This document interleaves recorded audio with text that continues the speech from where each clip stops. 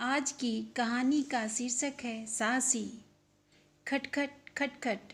अरे बहन जी, आप आइए। गायत्री ने दरवाज़ा खोलते ही सामने अपनी समधन को देखते हुए कहा, क्या आइए, ये सुधा कहाँ है? जी, वह अपने कमरे में है, आप बैठिए, मैं बुलाती हूँ। सुधा, सुधा बाहर आ जाओ। माँ, अरे आंटी जी आप, नमस्ते। सुधा बीना देवी को हाथ जोड़ते हुए बोली, नमस्ते को छोड़ो, ये बताओ तुम्हारा मोबाइल फ़ोन स्विच ऑफ क्यों है? जी वो क्या, मेरा बेटा अनुराग तुम्हें फ़ोन कर रहा है और तुम? अनुराग तुमसे बहुत नाराज़ है और ऐसा क्या कह दिया है तुमने उसे? मुझ पर गुस्सा हो रहा है। उसने अपनी शादी का फैसला मुझ पर छोड़ा था और मैंने तुम्हें पसंद किया। सगाई और शादी में इतना गैप रखा ताकि तुम लोग बात कर सको, एक दूसरे को समझ सको। लेकिन तुम बच्चों को ये बात समझ ही नहीं आती। अब शादी का महीना भर बचा है, रिश्तेदारी में न्योते बढ़ चुके हैं और आज अनुराग मुझसे कह रहा है, कैसी अनपढ़ गंवार लड़की से मेरी शादी फिक्स कर दी आपने। तुम तो पढ़ी लिखी हो सुधा, कुछ भी बोलने से पहले सोचना चाहिए था तुम्हें। खैर छोड़ो, जो भी हुआ, चलो अभी के अभी अनुराग को फ़ोन लगाओ और एक बार सॉरी बोलकर बात ख़त्म करो। जी सॉरी, मैं सॉरी नहीं बोलूँगी आंटी जी, सुधा ने हिम्मत जुटाते हुए कहा। क्या, मगर क्यों? अरे बेटा, शादी के रिश्ते में बंधने जा रही हो, तुम्हें समझदारी दिखानी होगी, बीना देवी ने समझाते हुए कहा।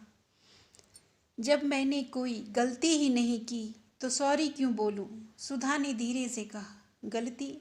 अच्छा, तो फिर अनुराग ऐसी बात क्यों कर रहा है? देखो बेटा, लड़कियों में इतनी अकल अच्छी नहीं होती, समझी? चलो उसे फ़ोन लगाओ अभी, बीना देवी ने थोड़ी ऊंची आवाज़ में कहा। आंटी जी, अनुराग मुझसे मेरी न्यूड फोटोज़ मांग रहा है, अजीब अजीब सी चीज़ें करने को बोल रहा है। मैंने उसे समझाया ये गलत है, लेकिन वो जिद पर अड़ गया था, इसलिए मैंने स्विच फ़ोन ऑफ कर दिया था, ये सोचकर कि शायद ये फितूर उसके सिर से उतर जाए। मगर पता नहीं उसने आपसे क्या कहा, लेकिन सच यही है। सुधा इतना बोलकर अपनी माँ से लिपट कर रोने लगी। गायत्री बहन, अब आप ही इसे कुछ समझाइए। अनुराग थोड़ा मॉडर्न किस्म का लड़का है, इसलिए ऐसा बोल दिया होगा और आजकल ये सब आम बात है। बहन जी, अच्छा हुआ आपने सगाई और शादी में गैप रखा और इन दोनों को बातें करने का मौका दिया, समझने का मौका दिया।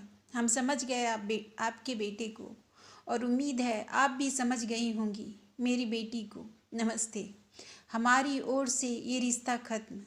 कहते हुए गायत्री देवी ने बीना देवी को हाथ जोड़ दिए। पर बहन जी, ऐसे तो हमारी इज्जत मिट्टी में मिल जाएगी। शादी के कार्ड बढ़ चुके हैं, सभी रिश्तेदारों को, जानने वालों को पता है शादी का। अगर शादी नहीं हुई तो हमारी बहुत बेइज्जती होगी। इज्जत? बहन जी, इज्जत तो मिट्टी में आपके बेटे ने हमारी बेटी से फ़ोन पर, अगर आप यहाँ आने से पहले उसे 2 थप्पड़ लगाकर स्वयं से मेरी बेटी को अपने बेटे के साथ शादी करने से मना करती तो मेरी नज़रों में आपकी इज्जत और भी बढ़ जाती। मगर आप तो उसी की गलतियों का बचाव करते हुए उसे बढ़ावा दे रही हैं। खैर, मुझे ऐसे घर परिवार, ऐसे लड़के के साथ अपनी इज्जतदार बेटी का रिश्ता नहीं करना। नमस्ते कहकर एक बारगी फिर से गायत्री देवी ने बीना देवी को दोनों हाथों को जोड़कर जाने का इशारा कर दिया। बीना देवी जहाँ शर्मिंदगी से वहाँ से निकल गई, वहीं गायत्री देवी ने अपनी साहसी बेटी को दोनों बाहें खोलकर सीने से लगा लिया।